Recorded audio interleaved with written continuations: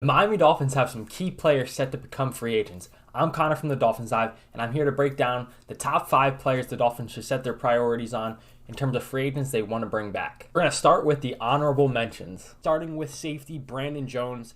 Obviously, drafted and developed as a Dolphin. He started his career tremendously with the scheme that we were running. This most recent scheme coming off the torn Achilles. He struggled to come back because he had to learn everything.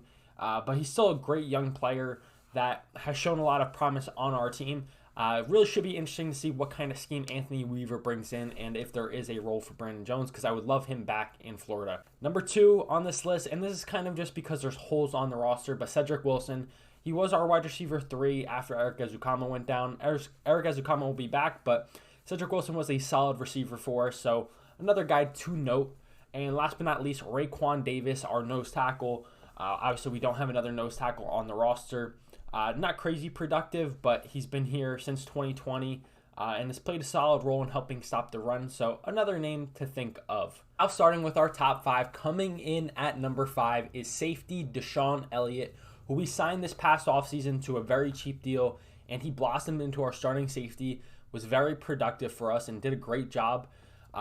Very high quality player, and as noted with Brandon Jones hitting the free agent market, we don't have a lot of safeties on the roster, and he was a high quality player. He's played with the Ravens. I don't think Weaver was there at the time, but he fills a hole, and he was a high quality player for us and shouldn't be too expensive. PFF projects his contract to be a 1-year, $4 million deal, which is nothing crazy for the safety position. Like I mentioned, Elliott is very versatile. He can cover, he can not necessarily help stop the run. He's not a box safety, but he can run, hit, and cover, and is a very solid player for the Miami Dolphins. Coming in at number 4, and this is where it starts to get spicy. Some people are going to disagree. Some people will agree, but coming in at number 4 is center Connor Williams, who is becoming a free agent coming off a torn ACL, and this is why he's number 4, and that's why his free agent market is very unknown, because Connor Williams was one of the best centers in all of football this year before the injury. Unfortunately, he got hurt. And it was late in the season, so it's going to affect his recovery time, which will also affect his market. So it's hard to project the kind of money he's going to make. Like I mentioned, he's one of the best centers in all of football. Also has the guard versatility, so it's not just teams that need centers, but teams that would also need guards can look into Connor Williams. PFF projects him on a 1-year, $6 million deal, which in my opinion would be a good deal to make, but should be interesting to see what happens, his timeline and recovery. I hope him all the best, and I would love for the Dolphins to retain him. But we have a lot of free agents, and who knows what his market's going to be. But if we can bring him back, he's a great leader on the offensive line and a high-quality player in the run and pass game. Coming in at number 3 on the list, it is none other than Big Rob Hunt. Once again, another guy on this list the Dolphins drafted and developed, and ever since his rookie year, Robert Hunt was a very quality player for the Dolphins, starting his career at tackle, moving into guard.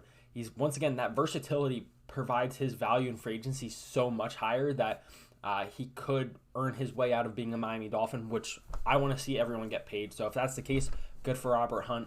Got nothing but love for the guy. He was a great Miami Dolphin. Would love to see him stay in the aqua and orange, but that should be seen. But his projected contract per PFF is a 4-year, $70 million deal, which is a massive deal for a guard. Once again, he has that tackle versatility, so maybe a team looks for him at tackle.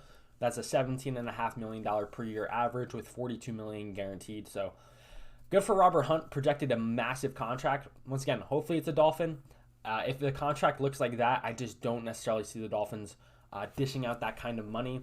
But it should be seen, because there's some other people on this list that are going to make a lot of money, and if it's with the Dolphins, then that'll affect whether or not Robert Hunt can stay.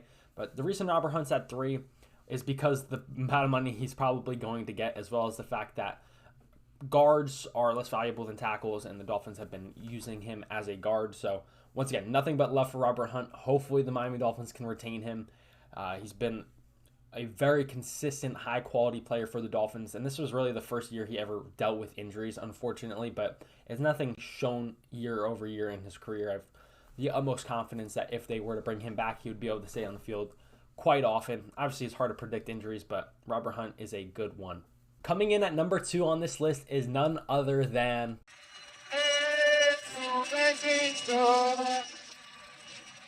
Out to Duke Riley for wearing my shirt. It's available at thedolphinsdive.com. I made the shirt, so it was really cool to see him wear it. Like I said, available at thedolphinsdive.com. But Andrew Van Ginkel is an absolute stud. Unfortunately, went down with the injury at the end of the year, but when Jalen Phillips was still coming back, Andrew Van Ginkel was performing. And then when everyone was back, he still found it a way to perform. Andrew Van Ginkel, another guy drafted and developed from the Miami Dolphins, plays some inside backer this year as well as outside backer. That versatility is so key. A tremendous edge rusher, just an overall great player. Special teams, outside backer, inside backer. Everyone loves Gink. Gink makes plays.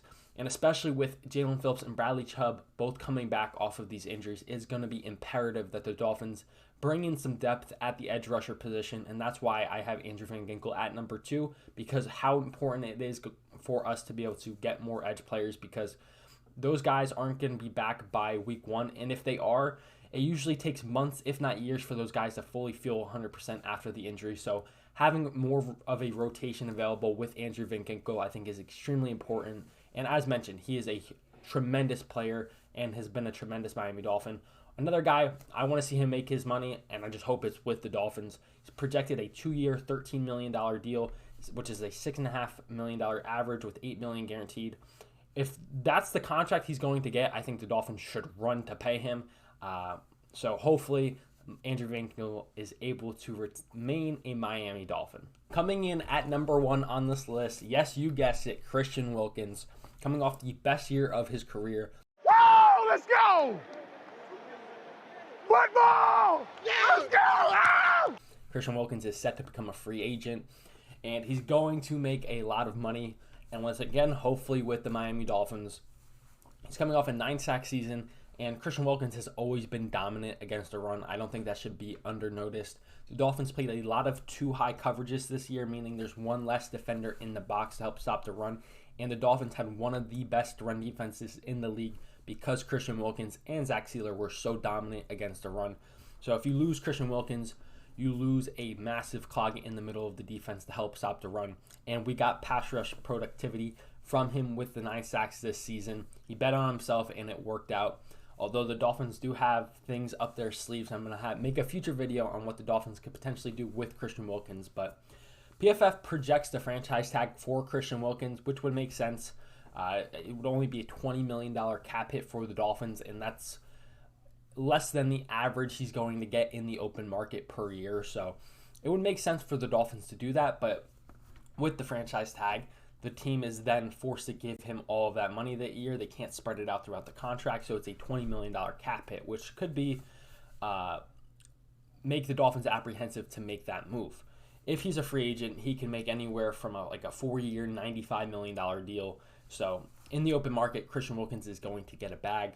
Hopefully the Miami Dolphins can retain him, keep him a Dolphin for life. Once again, drafted and developed from the Dolphins. He's consistently improved year in, year out. He's a leader on this team, not even just for the defense, but for the offense. You hear even Tua say how inspired he gets from Christian Wilkins because he's so diligent in his routine, doing the same thing every single day and just continuously growing. Would love to see him back in the aqua and orange. But who knows what will happen with these free agents. Comment down below. What do you think the Dolphins are going to do? Who should they prioritize? Do you agree with my list? Do you not agree with my list? Like and subscribe to help the channel grow. Appreciate you guys for watching. And until next time, fins up.